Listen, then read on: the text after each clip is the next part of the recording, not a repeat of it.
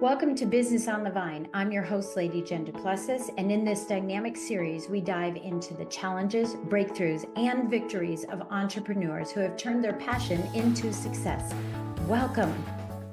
Hey there, Lady Jen Du Plessis. Welcome back to Business on the Vine. This is another Jen's Jots.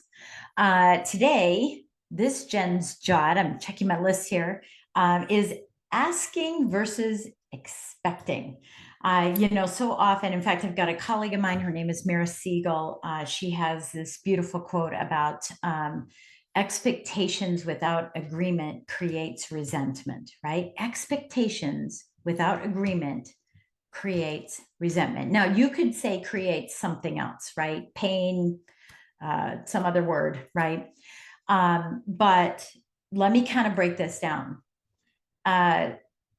If I'm laughing about this because you all know I'm married. I've been married for coming up to 42 years this year. It's crazy. But, if I ask my husband, hey, will you take out the trash? And he says, yes, my expectation might be different than his expectation, right? I might expect him to do it now. I might expect him to do it within a half an hour, sometime during the day. His expectation is he'll get to it when he gets to it, right? And so expectation without agreement can create friction, can create resentment, right? So it happens in business as well. Are you expecting that those who are collaborating with you as joint venture partners, affiliate partners, someone who is going to be sending out emails for your summit, are you expecting that they're going to bring all of the people to your webinar, your summit, or your event? Are you expecting that your employees are going to accomplish a task that you've asked them to accomplish in the way that you want it accomplished? Are you clear about that? Because expecting, again, can create a lot of resentment. It's also time consuming and it costs a lot of money. So, and I'm going to talk about the management cycle here in a second versus asking, right? Part of this is also in the sales process for your business. Are you asking for the business or are you expecting the business? I had a client many years ago who said, well, when I start a presentation, at a chamber of a meeting or something, a Rotary, whatever it is, I tell them about all my experience and I expect that they're going to want to work with me because of that experience. And that's so short-sighted because you have to ask for the business.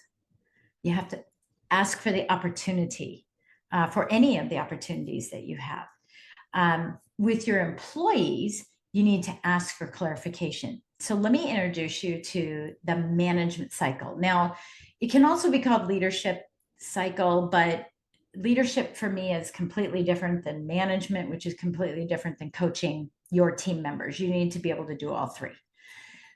Management cycle, managers are task-oriented. Their job is to assign tasks, make sure they get done, and then report the tasks, and hopefully that helps, business grow, and that's the intent of it. So there's this management cycle. If you're listening to this or you're watching this, you want to be drawing a circle. So the first part of the circle, again, I do a lot of things in clocks. I don't know why. You'll find that I do a lot of things in football. I have a lot of analogies, boat analogies. But the first quarter, right? This first quarter is setting expectations, right? We're setting expectations. The second, so from 3 to 6 p.m., is that we are inspecting the expectations. From 6 to 9, the third quarter of this is that we're providing feedback. And then the last quarter from 9 to midnight or 9 to noon is that we are resetting expectations. Okay, so we've got our management cycle here. So we're setting expectations, we are inspecting those expectations, we are providing feedback, and then we are resetting expectations. So let me break this down like a family. Okay, so we are and again, this goes to this expectation. It goes back to my husband with taking out the trash, right? I'm going to use kids as an example. My kids are all grown, but I remember when they were teenagers, I'd say, clean your room. That's setting an expectation. I'd walk by, this is inspecting, right? I walk by and the room wasn't clean. That's number two. So I inspected it. Number three is I provided feedback. Well, my feedback in that case was your room isn't clean, start yelling and screaming or whatever. And then I get to resetting and say, I want your room done now. And that's typically what a parent does. Hey, clean your room. Hey, your room's still not clean. I told you to clean your room. And now I want your room clean done now. Right. That is a poor way to manage adults. That's fine for kids. Well, it's not really that great, but what I learned in the management cycle some 30 some years ago in business is that we are not specific enough in setting expectations. So this is the expectations without agreement can create resentment, right? Or confusion, or whatever word you want to use for whatever situation you have. So what if I took that same situation and I sat my child down and said, hey, I'd like for you to clean your room today. And I'd like you to clean your room by 3 o'clock. And here's what the definition of a clean room is from my perspective, right? So I expect your clothes to be picked up, the doors to be closed, your closet doors to be closed, your desk to be cleaned off, your bed to be made properly, right? So you're being very specific in setting those expectations.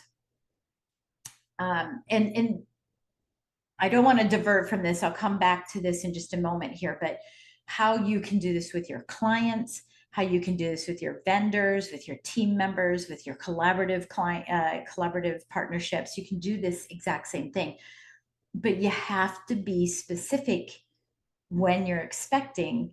And that moves us to the asking. This is where the asking comes in, because if you simply expect and don't have details around it, it is not asking. It is just simply expecting. And then we'll get disappointed, right? And then we'll work with people that complicate and not compliment us, which I've done another podcast on. So if I sit my child down and I say, okay, and then I say, are there any questions about this? So at 3 o'clock, you can get it done by 3. Good. Agreement. And you agree that you'll make your bed and you'll agree you'll do this, that, and the other. So we have agreement of these expectations so that we can avoid any resentment, right? Now, humans are humans. It's not always going to happen, but so we've set the expectation. Now what we want to do is inspect it. We want to drive by the room. We want to look by the room. We want to touch base with our employees and say, hey, how's the project coming? Is there anything I can do for you? Right? We want to look for it. We want to inspect it so that we can do course correction before we get to feed. And that's part of feedback, right? Is the course correction. Hey, I see that you haven't started. When are you going to start? Oh, that sounds like a really good Excel spreadsheet. But you know what? I think if you could add this, that, and the other, this is providing feedback from that inspection to ensure that it gets done on a timely basis.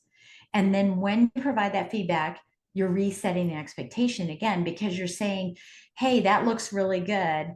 How about if you try this and then get back to me by 1 o'clock tomorrow and let me see how the progress is coming, so you can see how this cycle continually happens, right? Same thing with your kids, right? You're inspecting, you're providing feedback and saying, hey, in order for you to get all that done, you're probably going to need to start out in the next 5 minutes. So why don't you go ahead and start out in the next 5 minutes so that we can get this all done on time? So that is the management cycle. Now, the key thing about this management cycle is inside of it, you must keep it positive. You can say motivation. You've heard me talk about motivation versus inspiration. That's fine. But you've got to keep it positive. You can't yell and scream at your husband. You can't yell at your spouse. You can't yell and scream at your kids. And you certainly cannot yell and scream at your employees and your team members, because they are your number one client. They are the number one person for you. So you can't yell at them. You've got to keep it positive. But one of the secrets to being an effective manager and being able to move from expectations to asking what you specifically need, right? Setting these expectations to move you to asking, is being able to recognize two things. Is the reason this management cycle is not coming together clearly, or it's a little wonky, or it's, it has little cog issues and it's not, moving along very clearly, my fault or their fault? Now, let me rephrase that. Is it a competency issue or is it a commitment issue? Let me rephrase it again. Is it an ability issue or a willingness issue? So does my child know how to clean the room the way I want it to be done? Have I showed them how I want the bed made? Have I showed them how I want, their room picked up, whatever it is? Have I showed my employee exactly what my expectation is? Have I trained them properly? Or is this, a defiant teenager who knows what to do and just isn't willing to do it because it's more fun to play on his iPad? Is this an employee, a team member who absolutely knows how to do it, but now they're ready for promotion, right? The commitment level is dropping, their willingness level is dropping because this has become mundane. And we know how it is when there's something we don't like to do, right? We start procrastinating, we start not wanting to do it. It comes into, oh, I don't want to get it done. I start, dropping, my productivity goes down because it's something I don't like to do. So is it that their willingness to do this is because it's boring, it's mundane, and maybe they need a promotion? Maybe they need a talking to because it's their job.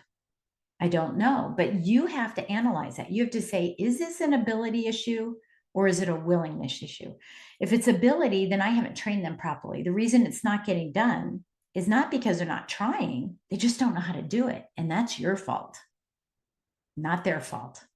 Now, if you've trained them till the cows come home, that's a different issue, right? That we can't talk about in this podcast or on this episode.